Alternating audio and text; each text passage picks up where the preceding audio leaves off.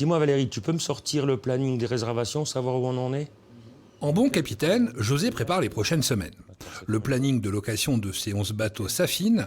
Le début de saison se faisait attendre. Ça se présente bien pour l'instant. Disons que depuis 2-3 jours, on était embêtés avec la crue. Après le Covid, la crue. Là, ça a rouvert il y a à peine 1 heure. Nos premiers clients sont partis. Et ça y est, la saison commence comme il faut. C'est le grand ménage dans les bateaux. Justine, la fille de José, est à la manœuvre. 5 salariés travaillent en tout sur le site. Ce bateau était réservé pour le week-end. Un début en douceur avec une clientèle essentiellement française. La semaine prochaine est plus calme. Et après, ça démarre vraiment d'ici 15 jours, quoi. Au niveau des étrangers, qu'est-ce que ça dit? C'est un peu difficile, en tout cas, avec les Allemands, la majorité de nos clients, parce qu'ils ont une quarantaine quand ils doivent rentrer chez eux. Donc, ils ne se déplacent pas.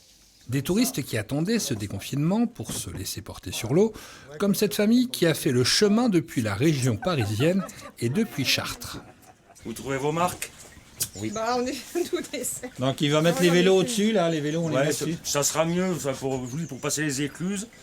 D'habitude, on part de Lyon. Et puis cette année, on a décidé de partir, de voir un petit peu la Franche-Comté, la Bourgogne. À quelques kilomètres des bateaux de José, et toujours près de la Saône par ce temps pluvieux, Didier propose des hébergements sur terre et sur l'eau et des locations de bateaux. Ça n'a rien à voir avec le premier déconfinement, où il faisait très beau. On espère que ça va se calmer dans les jours qui viennent. Et on fait vraiment de la navigation. J'ai surtout une clientèle de pêcheurs pour ce week-end, vraiment à proximité. On ne prend pas les risques d'aller sur la rivière, il y a trop de courant.